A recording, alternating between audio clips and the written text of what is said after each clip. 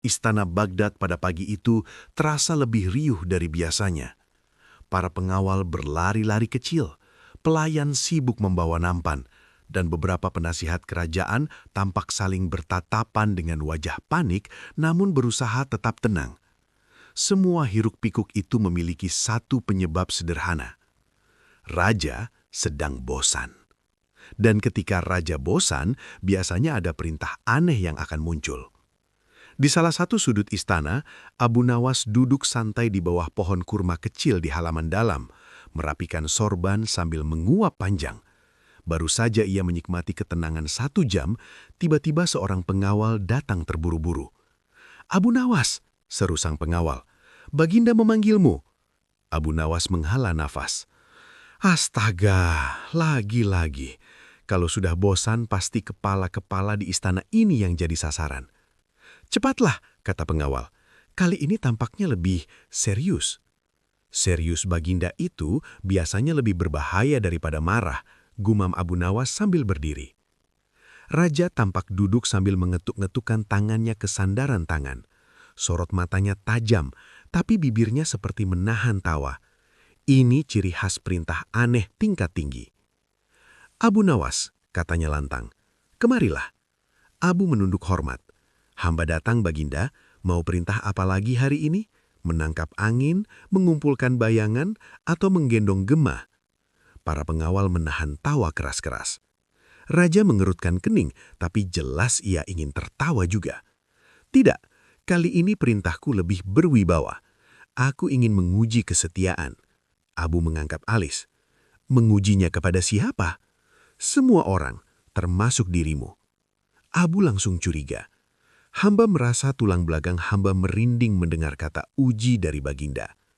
Raja bangkit, berjalan turun dari singgasana, lalu berdiri tepat di depan Abu.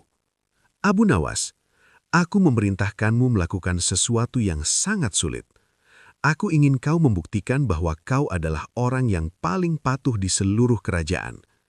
"Hamba patuh, selama perintahnya tidak berbahaya bagi kesehatan dan dompet hamba."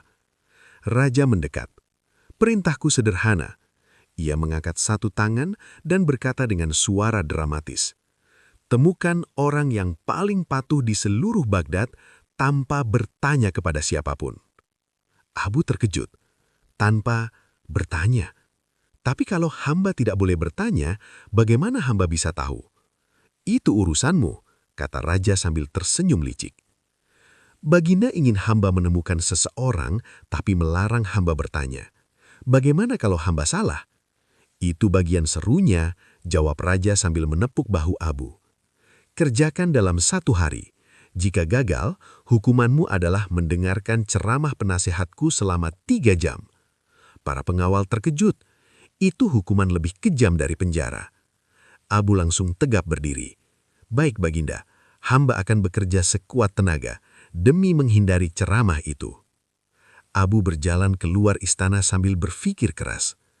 Tidak boleh bertanya, namun harus menemukan orang paling patuh, gumamnya. Kalau begitu, patuh kepada siapa? Patuh seperti apa? Baginda ini sengaja membuat jebakan. Ia berkeliaran di kawasan kota Baghdad, melihat pedagang, ibu-ibu mencuci, anak-anak berlari, tukang roti, tukang kayu, semua sibuk dengan urusan masing-masing. Tidak boleh bertanya, tapi boleh mengamati, kata Abu sambil mengelus jenggotnya.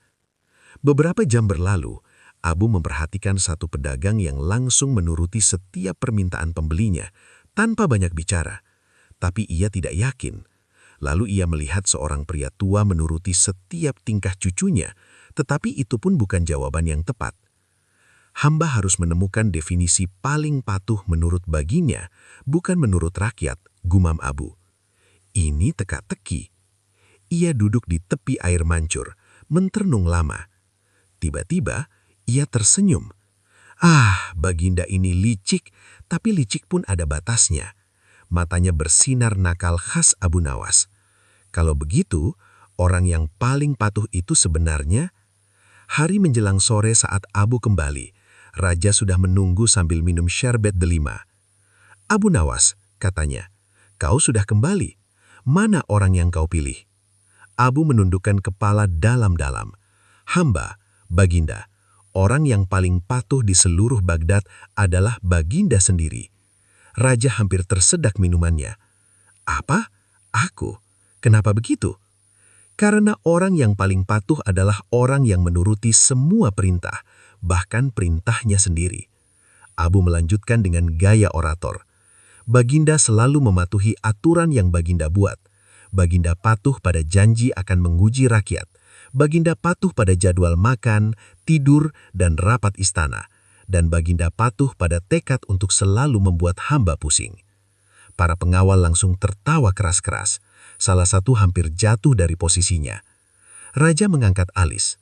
Tapi perintahku adalah menemukan orang, bukan aku sendiri. Baginda memang orang, bukan? Jawab Abu cepat. Raja hendak berbicara, tapi keburu terpukul logika sendiri. Benar juga.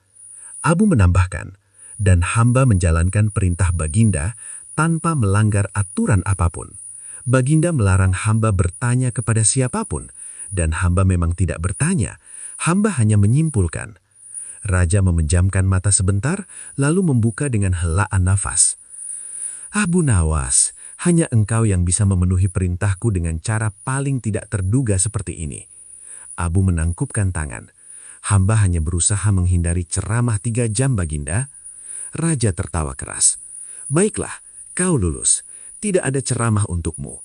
Seluruh balai ruang istana bersorak gembira, kecuali penasehat kerajaan yang sebenarnya sudah menyiapkan catatan ceramahnya. Malam itu, Abu kembali ke rumah dengan langkah ringan. Episode hari ini, katanya, kepada dirinya sendiri, adalah pelajaran bahwa perintah paling sulit seringkali memiliki jawaban paling sederhana selama kita tidak takut berpikir dengan cara yang tidak biasa. Ia tertawa kecil. Dan besok, siapa tahu Baginda akan menyuruh hamba mengukur aroma atau menghitung rasa harum. Hidupku memang tidak tenang.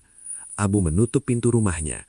Dan seperti biasa, Baghdad pun tidur dalam damai sambil menunggu keanehan berikutnya.